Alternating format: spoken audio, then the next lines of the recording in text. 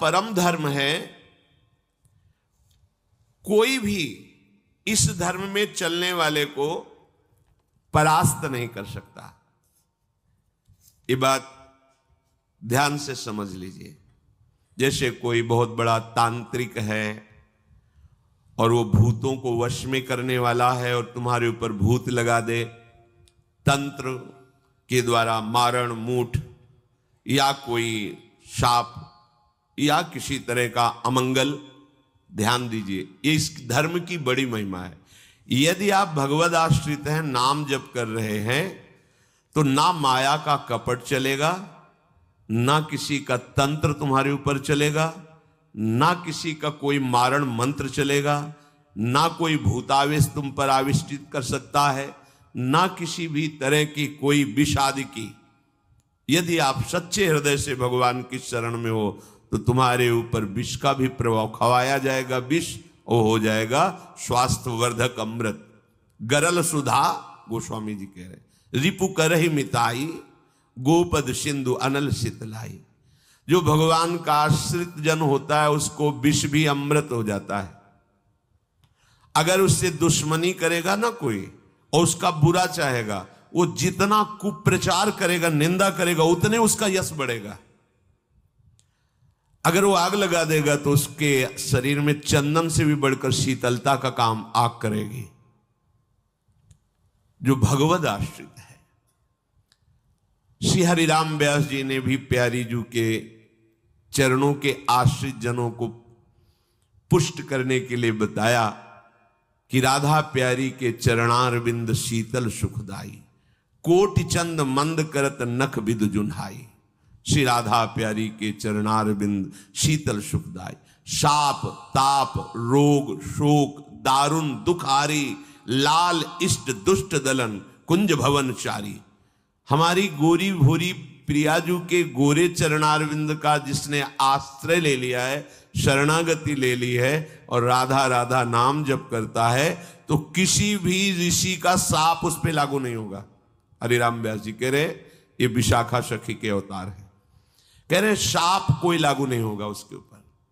ताप दैहिक दैविक भौतिक ताप उसका स्पर्श नहीं कर सकता। कोई भी पाप उसे अपने अधीन नहीं कर सकता। किसी का भी तंत्र मंत्र उसके ऊपर लागू नहीं हो सकता, क्योंकि ये चरणारविंद लालजू के भी इष्ट है और ये चरणारविंद दुष्टों की दुष्टता का दलन करने वाले और हृदय में प्रेम प्रकाशित करने वाले हैं। कोई भी भयानक से भयानक रोग तुम्हारे शरीर पर हो सकता है, पर वो तुम्हें अधीन नहीं कर पाएगा। शाप ताप रोग शोक, बड़ी से बड़ी हानि होने पर भी तुम्हें शोक स्पर्श नहीं करेगा। प्यारी जू के चरणों का जिसने आश्रय ले लिया है, ये ऐसा परम धर्म है कि इसके आश्रित को कोई भी तंत्र मंत्र मूठ मारण भूत प्रेत पिशाच पिशाचनी कोई भी नहीं स्पर्श नहीं कर सकता। ध्यान रखना। हां, अपना कल्याण कराने के लिए सामने आ सकता है, क्योंकि नाम जापक ही सबके कल्याण का सामर्थ्य भाव रख सकता। जो निरंतर नाम जप करता है उसमें सब सामर्थ्य आ जाती है। एक बार भाई जी से हनुमान प्रसाद पोद्दार जी समुद्र के किनारे बैठे नाम जप कर रहे थे, तो देखा एक सफेद पोशाक पहने हुए पाग बांधे हुए पारसी वेशभूषा में सामने खड़े हैं। भाई जी ने सदाचार के कारण कहा, बाबूजी क्यों खड़े हो, बैठ जाइए। तो उनका आप बोले तो मेरे में सामर्थ्य है आपसे बात करने की, डरना नहीं आप। भाई जी ने कहा मैं क्यों डरूंगा, आप कोई भयावह थोड़ी लग रहे हैं। बोले लग नहीं रहा, लेकिन भयावह हूं, मैं प्रेत हूं। भाई जी को कोई बात नहीं। जो भगवत भजन में ये सब कई जगह ऐसा घटना में, गंगा किनारे जैसे श्मशान है, ऐसा नहीं कि प्रेत योनि नहीं होती, होती है, पर वो प्रभाव नहीं दिखा सकती। ऐसे प्रत्यक्ष देखा है।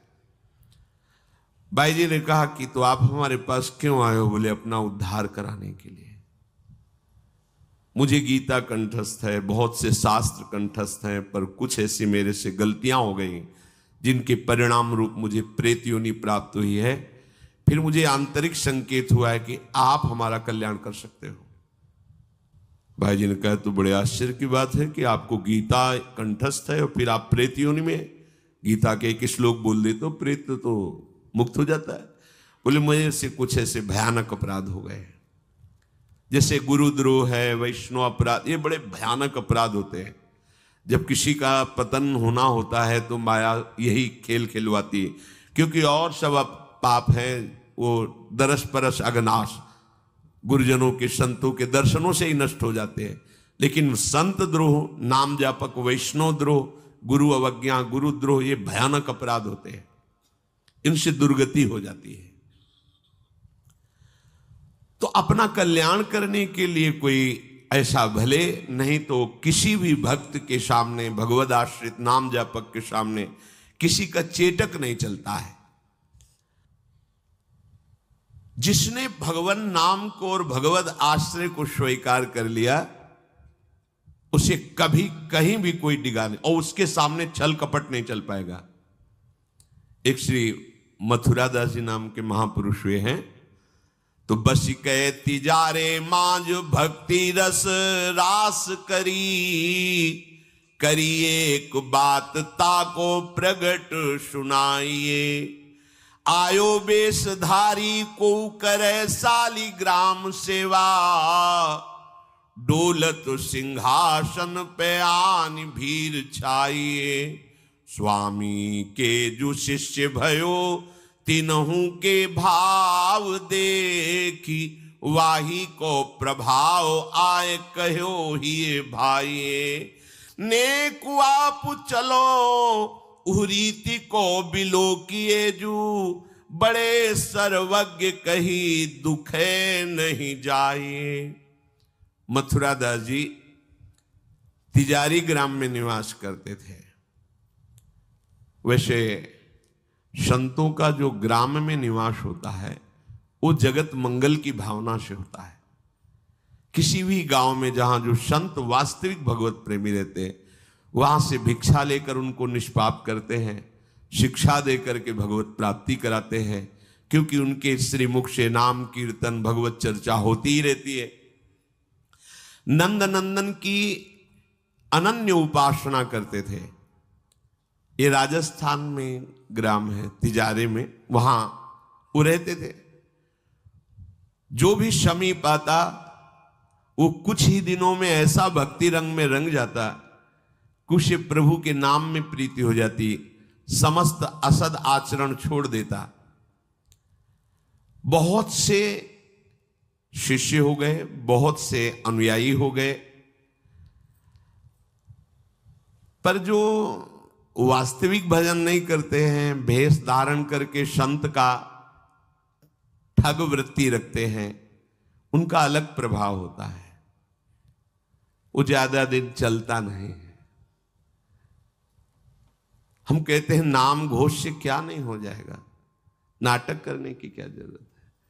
अरे हम प्रभु के बहुत बड़े प्रिय दास हैं, तो जो कुछ चाहिए प्रभु अपने आप देंगे। काहे किसी के आगे नाटक करे, छल फैला। किसके आगे? जो बेचारे हैं, ये सब मारे हुए हैं कर्मों के, भोग वासना से जल रहे हैं, और तुम भगवत पार्षद होकर के